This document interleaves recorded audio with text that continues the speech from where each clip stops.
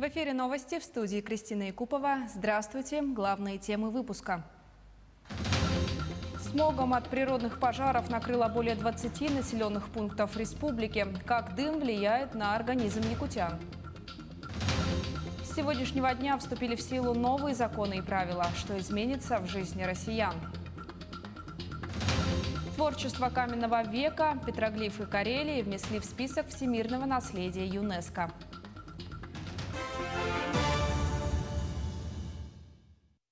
На территории Якутии продолжается пожароопасная обстановка. На сегодняшний день действуют 163 пожара на общей площади более 1,5 миллиона гектаров. Об этом сообщил первый вице-премьер правительства республики Дмитрий Садовников.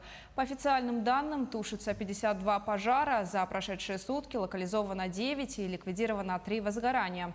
Дмитрий Садовников отметил, что дополнительно обнаружены 5 очагов. На тушении работают 2253 человека и 273 единицы техники. Накануне привлекалось одно воздушное судно МЧС России, которое применялось на тушение природного пожара в Кобяйском районе. Работала техника, авиатехника. Авиатехника работала в районе Кобяйского района, поселка Ситта, где работала со сливным устройством. Также вертолеты Минобороны работали в Хангаласском районе, в районе Ленских столбов и в Алекинском районе по переброске сил и средств в рамках пожаротушения. Также находится на контроле оперативного штаба населенные пункты, которые угрожают пожары. Это Ситта Кобяйского района, поселок Каракы Верхневилюйского и Кюрелях Горного района. Дым от лесных пожаров продолжает накрывать соседние районы. Ситуация с задымленностью напрямую зависит от направления ветра и воздушных масс. Сегодня смогом от лесных пожаров накрыло более 20 населенных пунктов республики. Как дым влияет на организм, узнавала наш корреспондент Надежда Саханская. И это не туман, это дым. Сплошной, как молоко, со специфичным запахом. А вон, не видно даже ничего. Смог – существенная проблема во многих больших городах мира. Он снижает видимость на автотрассах и в воздушном пространстве, усиливает коррозию металлов и сооружений, а также оказывает негативное воздействие на здоровье человека и состояние животного и растительного мира. Вообще влияние токсических веществ, вырабатывающихся при горении продуктов, здесь в данном случае органических, имеет очень широкий спектр влияния на организм человека. В первую очередь, конечно же, это опасные твердые вещества выделяются, это пыль, гарь, и вырабатываются летучие продукты горения, это углекислый газ, двуокись серы и дым сам по себе. Влияние на организм различное, и конечно, она может вызывать функциональные расстройства нервной системы, обмена веществ, вызывает увеличение заболеваемости населения болезнями органов дыхания, сердечно-сосудистыми заболеваниями, аллергическими и другими иными патологиями. Пеленой дыма отрезала и воздушные силы по тушению лесных пожаров. Специальная авиация, база которой находится в городе Мирный, вернется к работе только после рассеивания смога. Это связано с тем, что густой дым создает угрозу при заборе воды из водоемов и последующей работе при сливе на низких высотах. Особо такая сложная обстановка наблюдается у нас на территории Кобяйского, Горного, Верхневилюйского районов. То, что мы наблюдаем, якутская задымленность, это в основном из Горного района. Ветер у нас северо-западный. Ближайший, по прогнозам, у нас до вторника задымленность в Якутске будет и в ряде ближайших населенных пунктов. От едкого смога в первую очередь страдают люди с легочными заболеваниями, сердечники, пожилые и дети, а также те, кто сегодня тяжело переносит коронавирусную инфекцию. А изображения с легкими курильщика, которыми пугают в анатомических залах, уже могут быть применимы и к тем, кто не курит. Это, можно сказать, соразмерным. Человек курящий и дышащий дымом тем же самым, они соразмерны.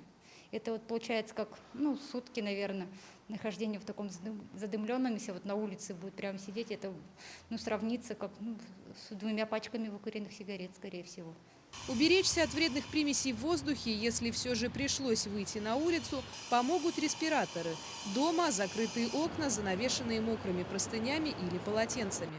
Жителям же республики остается ждать смены направления ветра и воздушных масс. Синоптики обещают, что уже в понедельник ветер отгонит дым от Якутска. А к следующей пятнице, к 6 августа, территория столицы региона и центрально-заречных районов попадет под влияние северо-восточной воздушной массы. А это значит, снова появится возможность дышать полной грудью. Надежда Саханская, Илья Сыромятников, Павел Пахомов, Якутск. Перейдем к эпидобстановке в республике. 160 новых случаев коронавирусной инфекции выявили за сутки. В Якутске 90 случаев, в Мирнинском районе 18, в Неренгринском 10, в Алданском районе 9 заболевших, в Сунтарском районе 7, в Ленском 6, в Вилюйском 5 инфицированных, в Мегино-Кангаласском районе 4, в Аймиконском 3, в Хангаласском и Чурапчинском районах по 2 случая. В Абыйском, Алаиховском, Кобяйском и Нюрбинском районах по 1 случаю заболевания. Россияне, получившие первый дальневосточный гектар, могут претендовать на второй. Так, за 5 лет безвозмездного пользования необходимо выполнить хотя бы одно из условий – вложить в участок 30 и более тысяч рублей, получить от деятельности на нем не меньший доход или начать строить любое здание. По данным, на начало 2019 года 28,5% участков использовались людьми для сельскохозяйственной деятельности, 38,5% для жилищного строительства, остальные для туризма, подсобного хозяйства и других видов деятельности. А среди бизнес-планов на официальном сайте «На Дальний Восток» можно найти проекты частного дома престарелых, детского лагеря или, например, круглогодичной экотеплицы. Работающие пенсионеры получат надбавку к пенсии по результатам работы за прошлый год.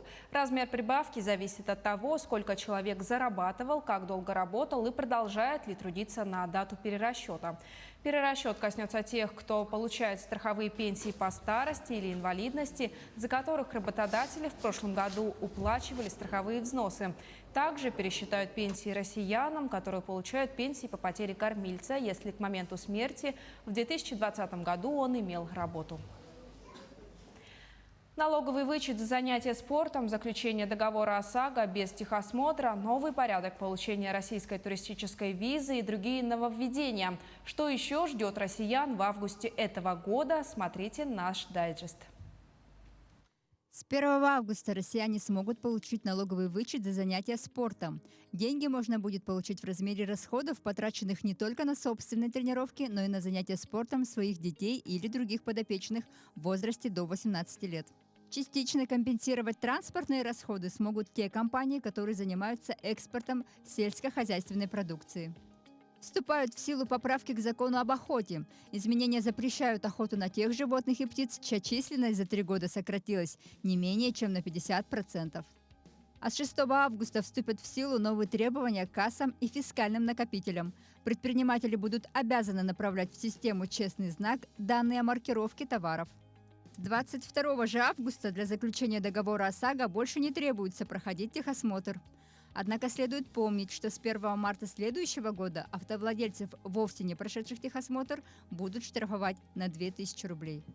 С 25 августа вступит в силу запрет на распространение рекламы с использованием звукового оборудования, расположенного на внешних стенах, крышах и других элементах зданий, в том числе на жилых домах. И также с 25 августа иностранным туристам станет проще получить российскую визу. Так, визу длительностью до 6 месяцев можно будет получить при наличии всего лишь забронированного номера в российской гостинице. В Якутске проходит республиканская жеребьевка по распределению разрешений на охоту лимитируемых видов охотничьих ресурсов. Раздачу лицензий Министерство экологии и природопользования совместно с Министерством инноваций, цифрового развития и инфокоммуникационных технологий второй раз организовали с использованием электронного генератора случайных чисел. То есть номер заявки становится лицензией на охоту. Всего поступило около 22 тысяч заявлений. Это в 2 раза больше, чем в прошлом году. А методом новой технологии распределилось 35% от общего количества разрешений на добычу охотничьих ресурсов, то есть 1646 квот. нашей ведомственной программы «ВИС Охота». Эту программу мы разработали совместно с Министерством инноваций. И программа прошла все стандарты защиты, в том числе стандарты Федеральной службы безопасности. В результатах отображается номер заявления, которое есть в личном кабинете у каждого заявителя. И заявитель ищет свой результат по номеру заявления. Результаты мы выставляем сразу на нашем сайте. Также будет онлайн-демонстрация всей жеребьевки с показом результатов. И все результаты будут направлены в личные кабинеты заявителей. ЮНЕСКО включила петроглифы Карелии в список объектов всемирного наследия. Об этом сообщил глава Карелии Артур Парфенчиков, рассказывает Артем Сторонов.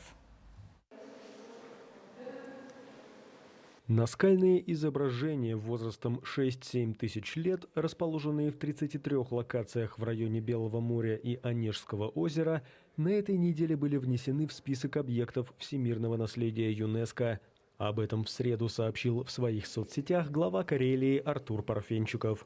Несколько тысяч петроглифов, изображающих людей, животных, геометрические фигуры, а также сцены охоты на земле и на море, инструменты и оружие – являются одним из самых больших памятников древнего наскального искусства, как по размерам, так и по количеству.